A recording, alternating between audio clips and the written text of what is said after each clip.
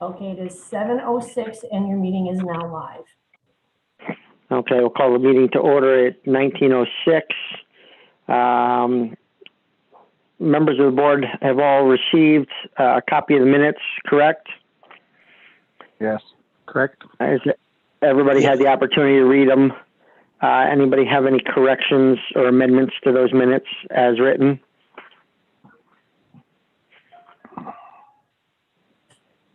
Hearing none, can I get a motion to accept the minutes as written?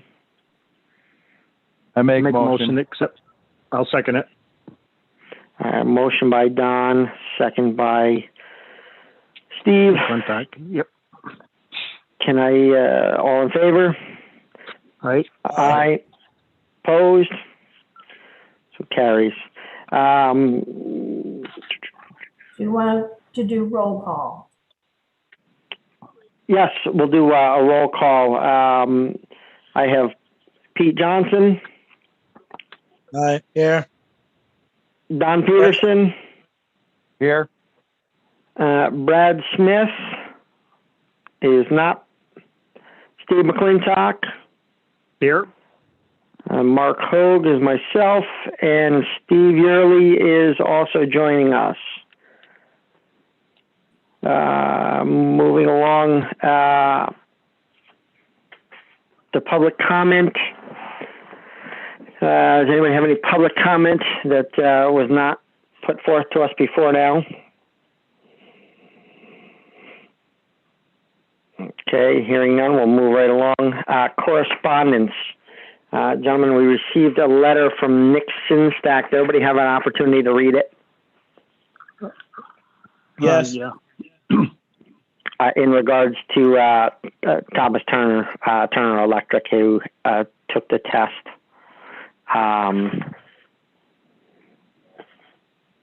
What's your feeling on this, gentlemen?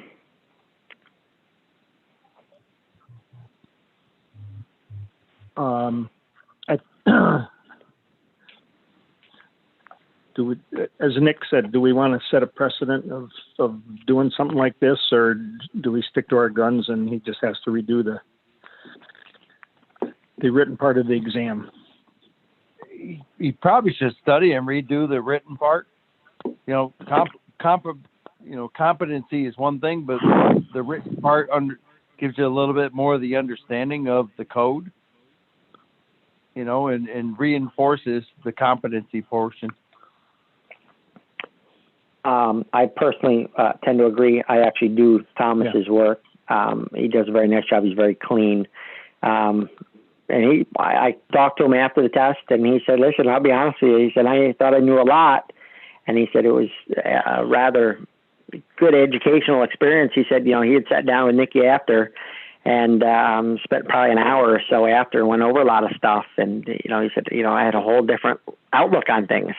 But my standpoint is, you know, I would not have a problem with him having that license, but, you know, limited residential. But I think we set a precedence by doing that. And if we set a precedence by doing that, then everybody and their uncle comes in and says, well, I failed the test. So, well, you know, we let TJ do it.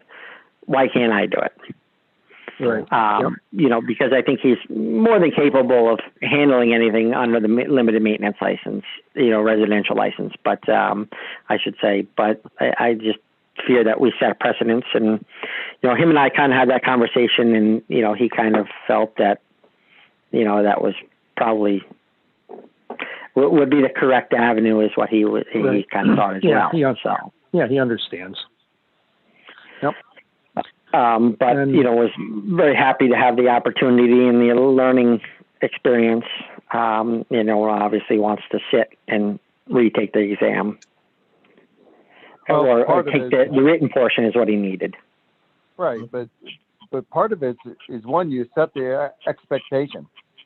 And exactly. You manage around that. And the whole competency thing is a two-portion thing. Yep. So. Yeah. Yep. Because he's got the hands-on. He does.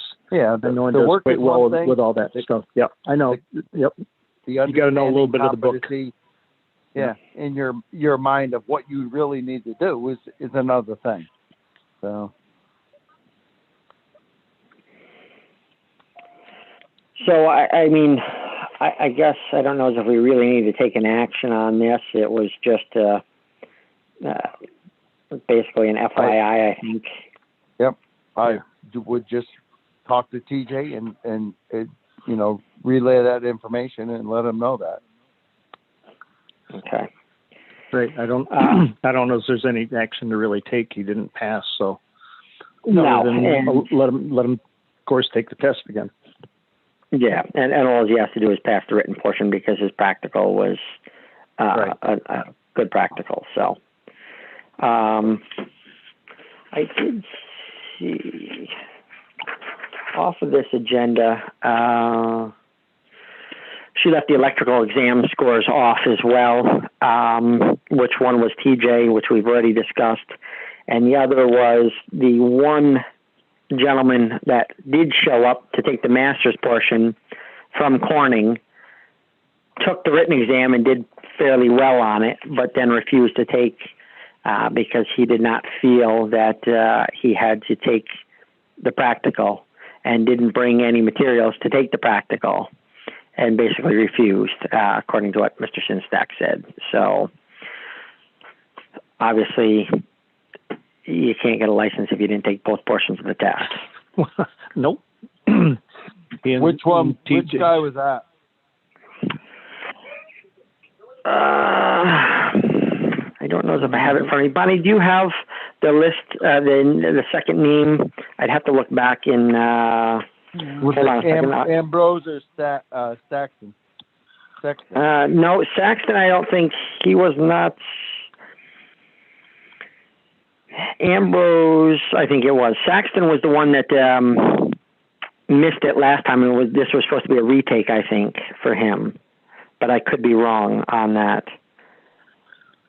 I think it was Ambrose, but I could be wrong. Bonnie, do you have any? I don't have that in front of me. I just pulled up the letter and they only talk about TJ Turner. I don't have the exam in front of me right now. Yeah.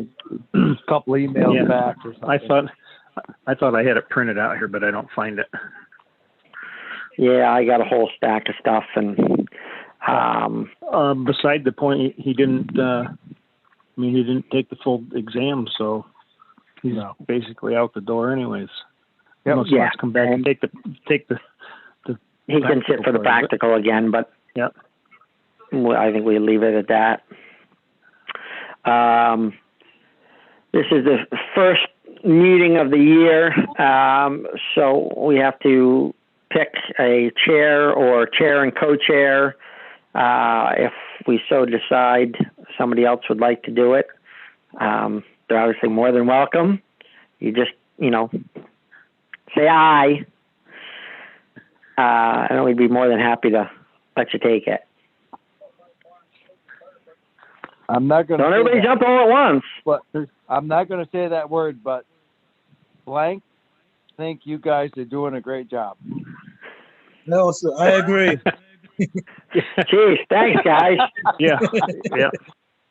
So carried, right, Mark? I get one of those. One of those motions. Leave it as it is.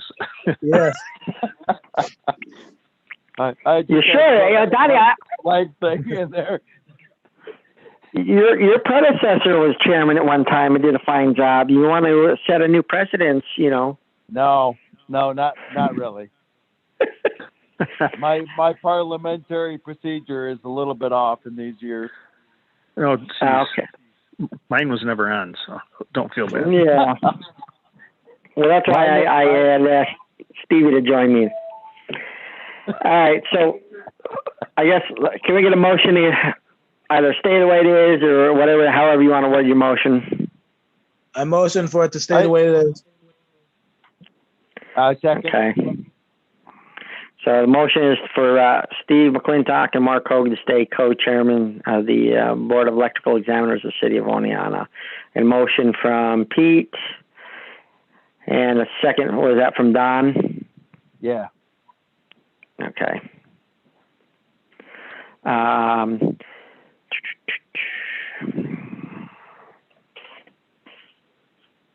Okay, let's see. Oh, I guess maybe she did here, have it on here. I lied. I had my last one.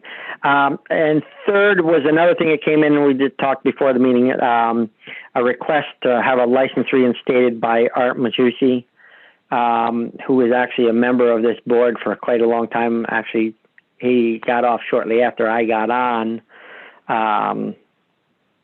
but is a very well accomplished electrician. That last I knew was working for Matco.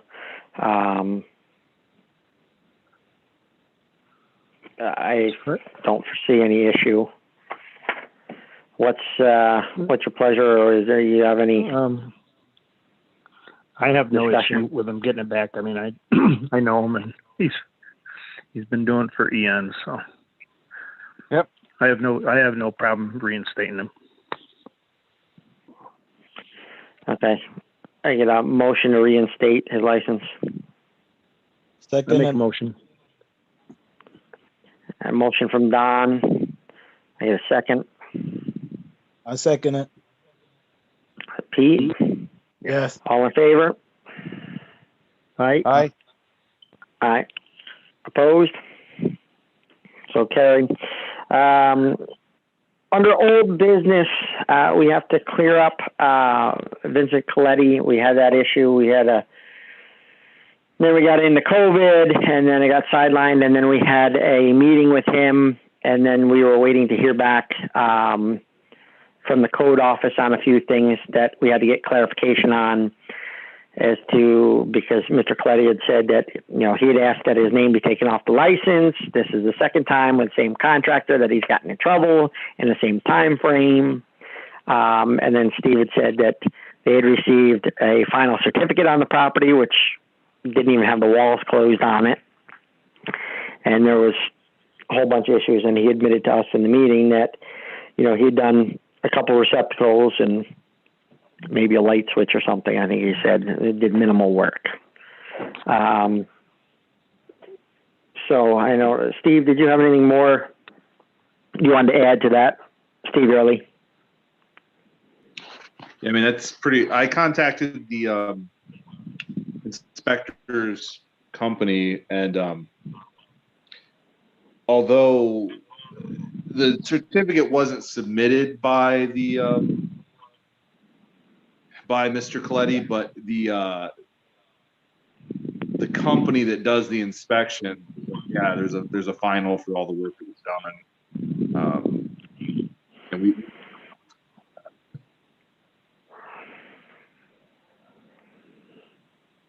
Other than a building that's not closed in has a final electrical inspection. Okay. Okay. So, gentlemen, he was already in trouble once. He was warned then. We had him in before a meeting, and he was warned. And this all happened about the same time frame. It took a little longer to come to light for a complaint to be put forward, because there wasn't a falling out with a contractor, I guess, as fast as this other job was. So what's your pleasure? What do we want to do with it? Do we want to take his license? Do we want to give him another warning? Do we want to lessen his license to something else?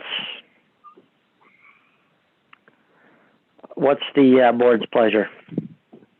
I make a motion to limit his license to what to do, maintenance work. To limited residential?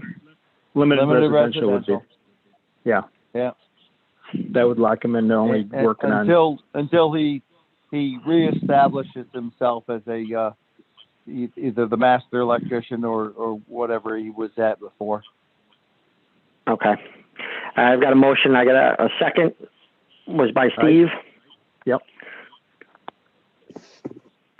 You get, all in favor? Aye. Aye. Aye. Any opposed? None heard, so moved. Next meeting date, let's see. Was there any, actually, sorry, before I move forward, I'm moving ahead of myself here. Was there any other old business to come before the board?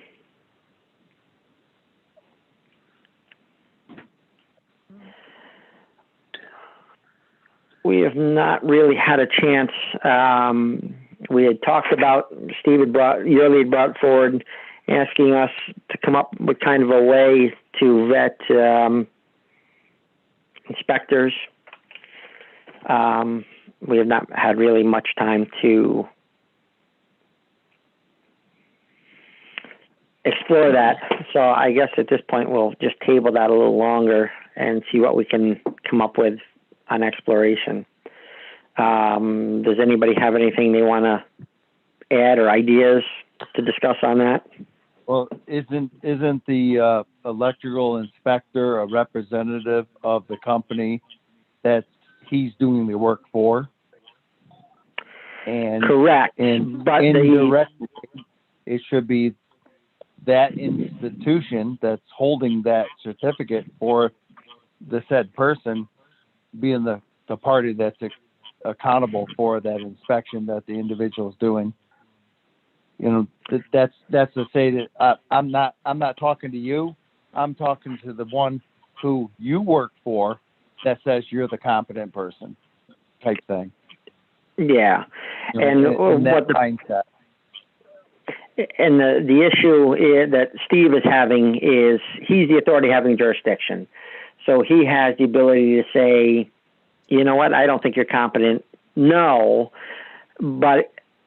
And there are companies that they vet their employees very well. You know, I can tell you the company I work for and another company that I had spoke with, they very much look into the competency of their employees and their background and their knowledge and their ability to find answers if they don't happen to have the knowledge.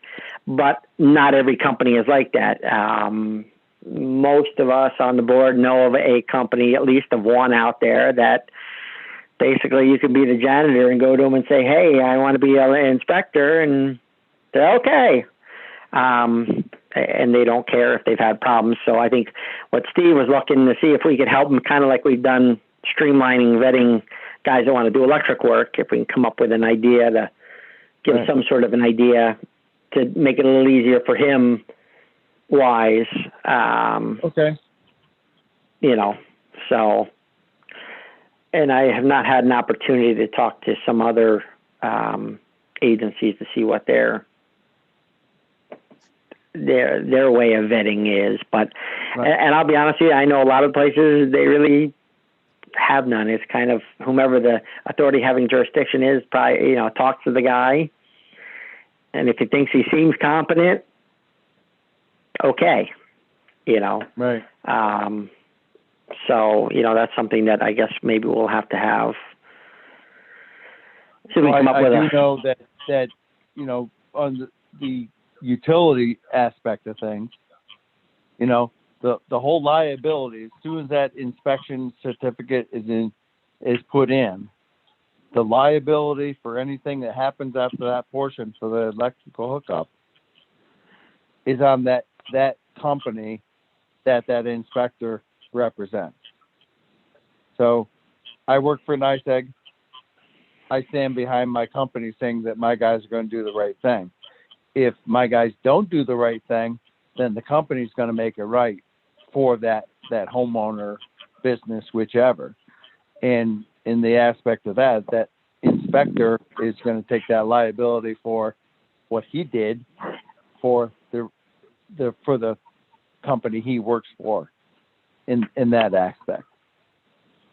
Correct, and I 100% agree with you, but unfortunately you and I both know, and unfortunately your men are very well educated in their work, but, you know, in a certain residential services and stuff, you know, they may not be in looking at other stuff further inside. They see what they see outside, and what they're supposed to see is good. Yeah. But, you know, they don't know what the guy's done inside that may not have been right. And it goes unchecked, and, you know, the inspector says, oh, yeah, look great, you know, and never looked at it or whatever. And I think Steve's issue is, like, for instance, because we not only cover stuff with you, Don, you know, all of the inspectors cover housing inspections in the city of Oneonta and stuff. So when you get guys that come in and do an inspection on a house that we all know there's not too many rental properties in the city of Oneonta that don't have some sort of violation. And these guys come back every other or every inspection with no violations. It's impossible. It's not.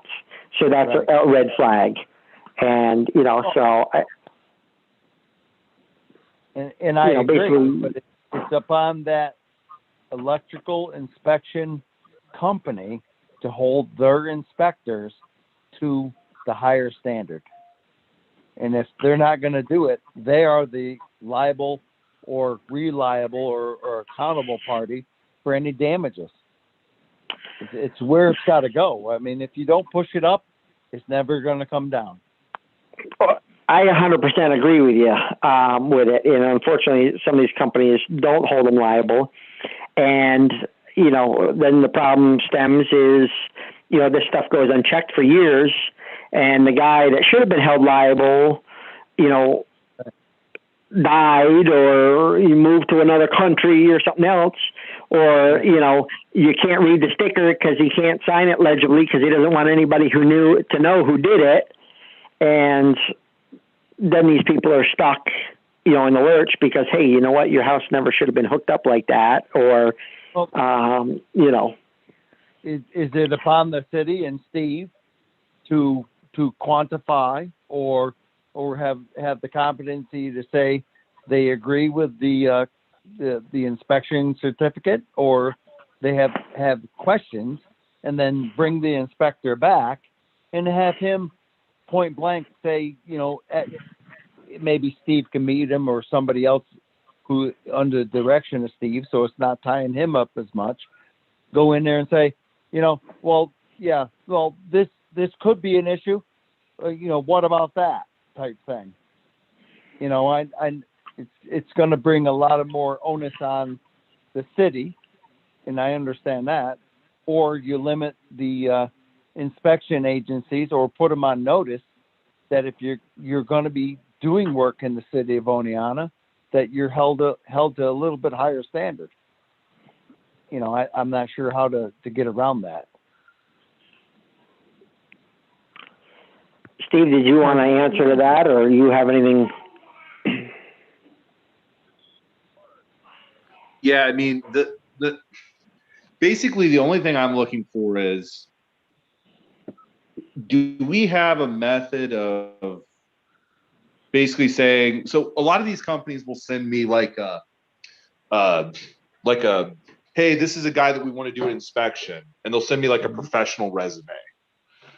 Like, do we want to have like a, you know, you send me this, your guy has to have 5 years of experience doing inspections as well as 5 years of experience as a master electrician. I mean, like, the company will send me an application, like a you know, like a resume. So like, I don't know if it makes sense to be like, if you want to do electrical inspections in Oneonta, your resume for your inspector has to look like this, or like, I mean, or do we just go off like you were saying, like the company backs them, you know, if something goes wrong, it's up to the, you know, the company's the one that's on the hook. And we just don't bet, you know, we just say, yeah, I mean, if Commonwealth or whoever says that they're good to go, they're good to go. And, you know, that's just kind of I think so. Steve, there's. Go ahead. I think you can set a standard for your inspector, and as you can set a standard for the company that's authorizing the inspection. That you know, liability is a big issue anymore wherever you go, and that if that company wants to be a certificate holder anywhere in New York State indirectly, should be hiring comparable people or compatible people to do their jobs. And if they're trying to shortcut things and hire lowball people just to get somebody in the job, that's That's not acceptable either. You should be able to have a standard of the individual doing the inspection in the city of Oneonta and expect the same thing from any inspection agency coming in. That's not, understood or a shortcoming. Well, and I guess my understanding was from Steve is that's what he's looking for us to help him out with, to see if we can come up with a criteria for them, a minimum standard for them to meet. Right, yeah. What we thought would be a good minimum standard. And you should be able to go to Commonwealth or to one of the other institutions, look at a job application and see what the minimum standard that they're looking to hire. And then say, oh, you had to have a 2-year degree from a college to do this. No experience, and then go to the next one saying, well, you need 15 years of experience and a 2-year degree, type thing, and set a criteria somewhere up on the higher end of the scale, because you want the best for your community, and go from there. But I've never looked into it to see what, Commonwealth or whoever sets that standard. Well, I can tell you some of these companies. I'm sorry. Go ahead, Steve. Well, I was just, as Don was saying, you get a resume or basically these companies could just be told that anybody that if they want to do inspections in the city of Oneonta, that they have to meet a certain criteria, just as Don was saying, with X number of years or whatever, and what type of experience they have to the different stuff they've seen. Because, I know what Steve's getting at too, probably, is because I've seen it and I've heard the other fellows in the city talk about it, that, they go in and when they walk through, they've seen enough of this stuff that they'll see stuff that they think should be violations probably that haven't been written up. And that's why this is all coming about. If I'm correct on that. Is that correct, Steve? Yeah, Somewhat. I think there's varying degrees of what people write up. Right. So my goal is, right now we have a very limited list, and I don't have an answer for how do we expand that list. So I could theoretically just say, yeah, if you have a company that underwrites you, that's kind of what the town does. The town has a very large list of inspectors, because from what I can tell, they just kind of list anybody that, they don't really vet. They don't have the licensing process that we have. So, it kind of seems like it's whoever wants to work. Short of having some sort of, actual process, I would hate for the city basically to get sued by somebody or end up in a spot where we're like, well, you can work in the city, but you can't because Bill and I know Bill and we all know you're a good guy. So you can, I'm trying to come up with if the industry standard or the guys that you guys are getting inspected by have 10 years of experience and, 5 years of this and a 2-year degree, if that's what we think is a good standard, then I can write that up and I can put it in code. I just don't really know what type of, because I'm not an electrician and I'm not using a bunch of electrical inspectors and working all over the place. I don't really know what qualifies an electrical inspector other than this company sends me a resume and says, this guy works for us. Is it worthwhile for the city to reach out to other municipals or cities to see what kind of criteria that other cities or municipals use as finding that criteria and setting up some kind of comparable sidebar or elevation, some type of baseline, of a baseline criteria. basically. Yeah. okay, Utica does this. Okay, Syracuse does this. Albany does this. To connect these here, however, even could be Binghamton or Johnson City or something, but we should be able to reach out, find out what kind of criteria is based on finding the comparable, inspection agency. And like I said, it basically falls on if there's a claim and it goes back to the inspector. Oh, he missed this grounding lug that should have been installed, and it was a misinstalled ground, and it caused the voltage to go back on a ground, a conductor or on a pipe or something, and caused a fire. Indirectly, that goes back towards he was at fault. It goes back to the inspecting agency that he works for, because it all goes uphill. If you screwed up, it goes to your boss, and if the boss screwed up, it goes to his boss, type thing. And it's going to land on that inspecting agency. I don't know if there's a criteria or some kind of a ranking or I don't know, without trying to go in and look and see, claims against agencies, inspecting agencies. I'm sure there's some kind of spreadsheet or some kind of ranking based on that as well in today's society. So.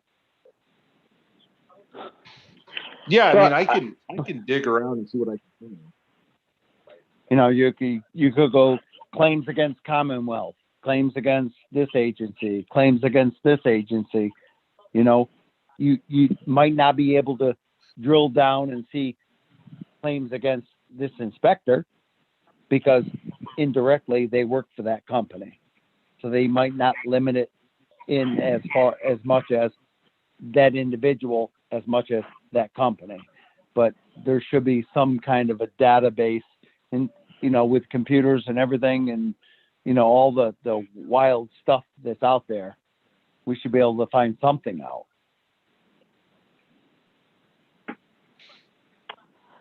I mean, I guess I see from Steve's standpoint too, because what you're saying, Don, is correct. It would come back on, like if I made a mistake or I just blatantly said, okay, it looks good, give me a check, drive away, have a nice day, and I never looked at the job and blatantly it was wrong and somebody got hurt or killed. Yes, I'm at fault, but also Steve is the authority having jurisdiction. He allows a third-party inspector to come in the city, and he can pick and choose who he wants.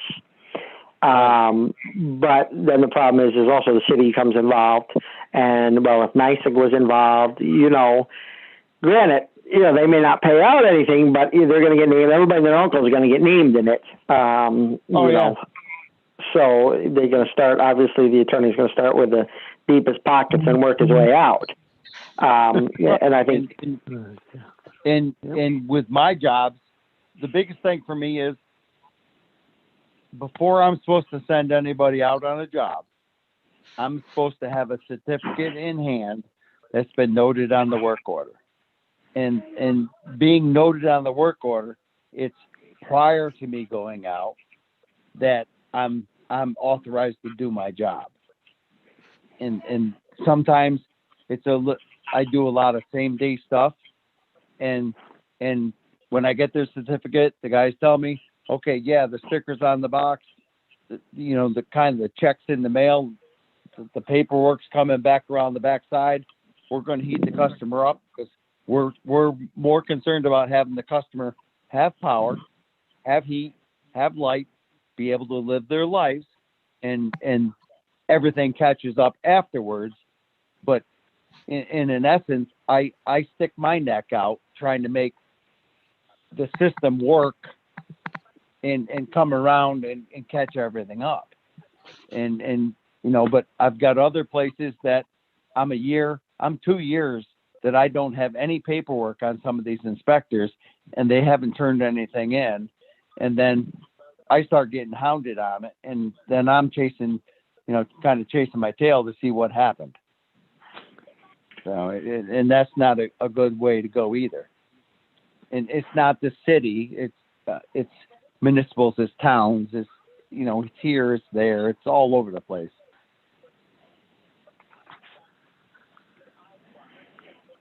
Okay. Something. Sorry, I'm just getting a message from Greens over. Yep. Go ahead. Yeah, I mean it's just crazy. I mean it's crazy.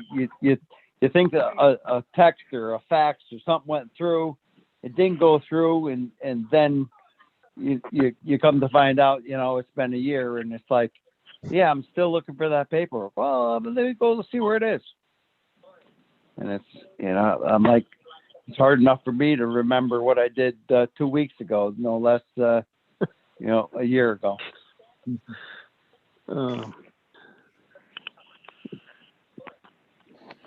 Sorry, I just got a message from Brad. He's trying to dial in, but he's been having a problem. So I'm trying to see if I can. He's at the firehouse trying to send him the info again. So just bear with me 1 second. Okay.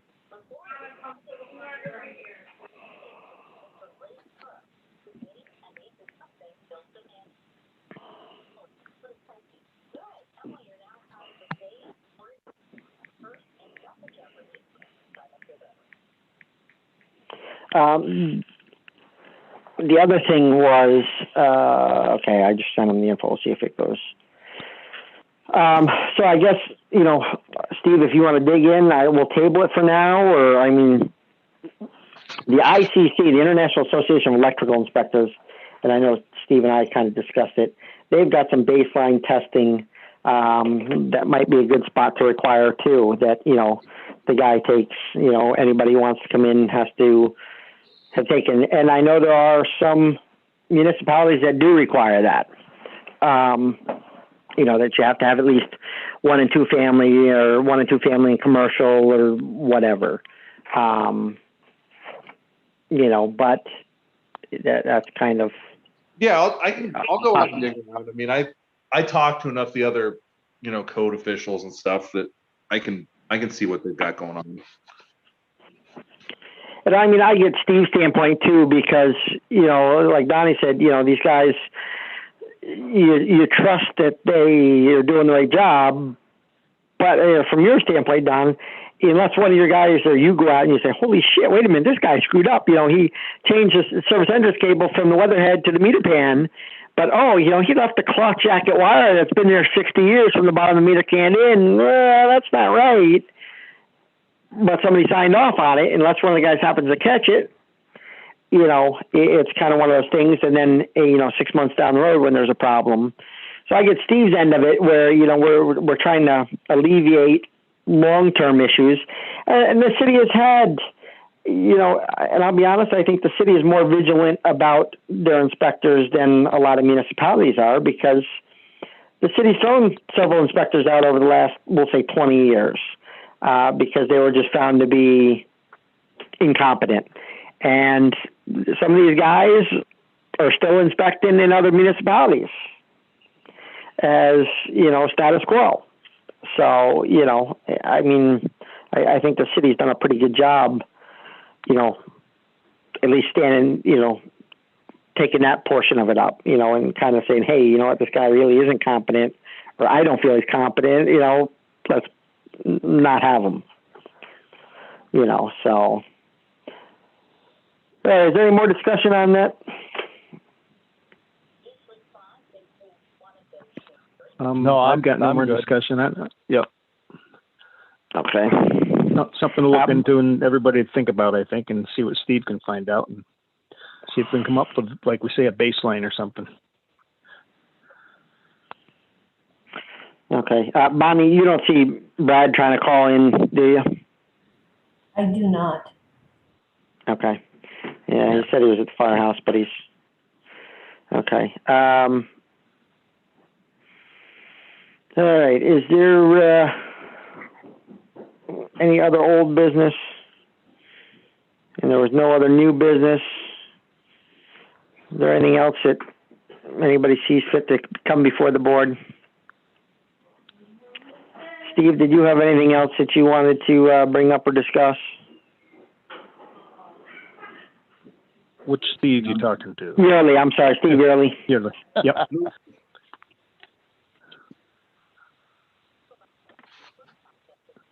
I mean, I'm Steve, you there? good. Yeah, no, I'm good. Okay. All right, I guess, hearing no further business at this time, can I get an motion to adjourn the meeting? Before you adjourn, Chair, we didn't talk about the next meeting date and time. Oh, that's right. Oh, yes, good thing you said. Thank you, Bonnie. I don't think there's any reason for us to not go back to our 2 month or 3 month, really. Bonnie, do we have any idea what the city is going to do for a test, our next test? Are we going to try to do one this summer, or are we going to wait till the fall? I'm not sure yet. I think they're still coming up with the plans. Okay. Hey, I made it. Get over me, Brad. You catch the last 2 seconds of the meeting. Yeah. Hi.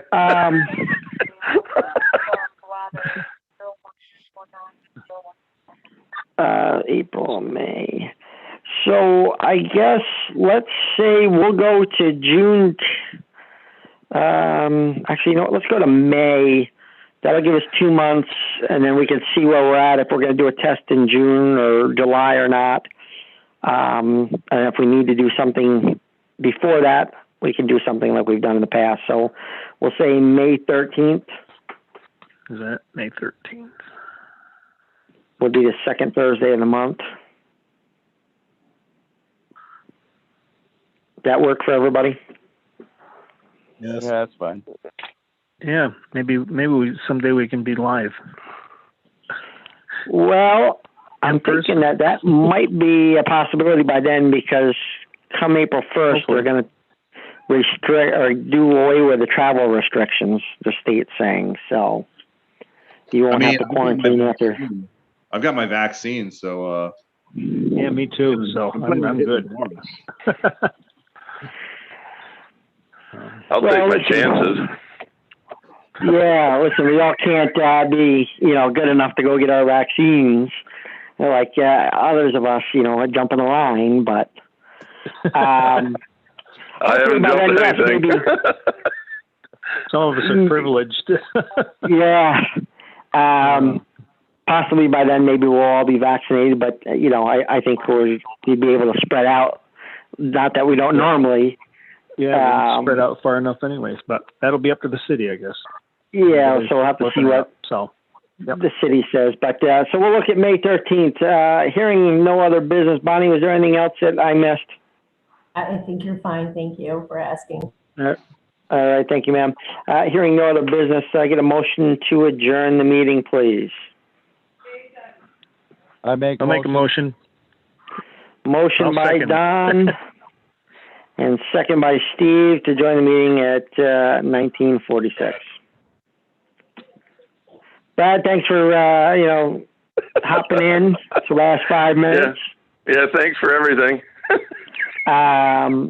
Motion as Steve. The one thing we did not discuss in the meeting, but we can do it at our next meeting. Bonnie, you can go ahead and take us off. Okay, I'm ending the meeting. Good night, everyone. Thank you. Good night. Night.